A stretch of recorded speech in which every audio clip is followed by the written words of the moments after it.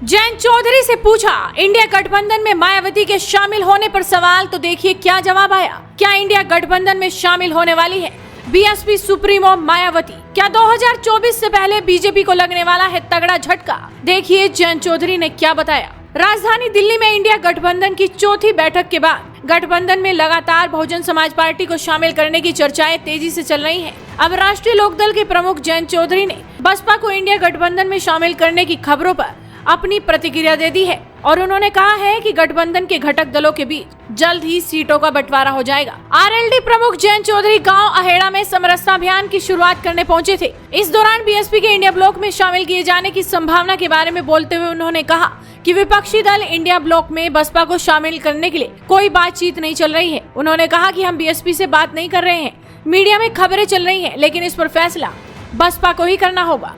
बसपा प्रमुख मायावती पहले दिन से कहती रही हैं कि वो इंडिया गुट में शामिल नहीं होना चाहती, उन्हें जबरदस्ती गठबंधन में शामिल नहीं किया जा सकता। इसके अलावा विपक्ष के गठबंधन में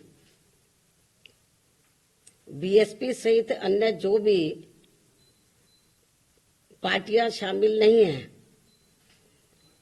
बीएसपी सहित अन्य जो भी विपक्षी पार्टियां शामिल नहीं हैं, तो उनके बारे में किसी को भी बेफजूल कोई भी टीका टिप्पणी करना उचित नहीं है तथा इससे इनको बचना चाहिए। मेरी इनको यही सलाह भी है, क्योंकि भविष्य में देश व जनहित में कब किसको किसी की भी जरूरत पड़ जाए, ये कुछ भी कहा नहीं जा सकता है। चुनाव दूर है, चुनाव के पहले इन्हें कैसे पता लग जाता है कौन इन्हें पर्ची पकड़ाता है या ये कोई पर्ची चुनाव आयोग को पकड़ाते हैं, मुझे नहीं मालूम।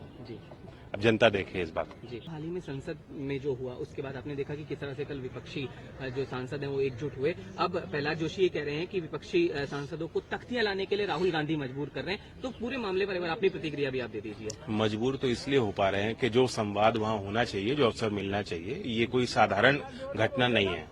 इस बात को छोड़ दीजिए कि जो अंदर घुसे थे उनकी मंशा क्या थी, आप उस बात को छोड़ दीजिए। सवाल ये है कि जब वो अंदर आए थे उनके उसमें और भी चीज हो सकती थी, तो सुरक्षा चूक को लेके एक सवाल बनता है। उस सवाल पे हम चर्चा सदन में करना चाहते हैं, सरकार उस चर्चा से बच रही है। तो ऐसा नहीं होता, लोकतंत्र में सदन में विपक्ष को ज्यादा हक मिलना चाहिए।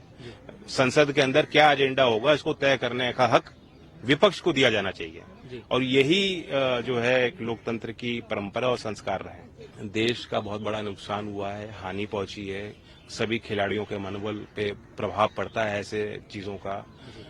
चुनाव हुआ है, लेकिन चुनाव पे अगर वही लोग काबिज हुए हैं उससे एक मायूसी बनी है, क्योंकि उन लोगों के खिलाफ इन्होंने लगातार शिकायतें की, संघर्ष किया, दिल्ली की सड़कों पे उनको किस तरह से उनके साथ दुर्व्यवहार हुआ, उनको घसीटा गया राजधानी में, और इस सब के बावजूद सत्ताधारी लोग मौन रहे और बल्कि खुल के बृजभूषण शरण को ही बचाव के लिए पूरी भाजपा और पूरी सरकार लगी रही। तो उस परिणाम का नतीजा है कि एक उन्होंने धैर्य खो दिया, साक्षी ने अपना धैर्य खो दिया और ऐसा निर्णय उन्होंने लिया है।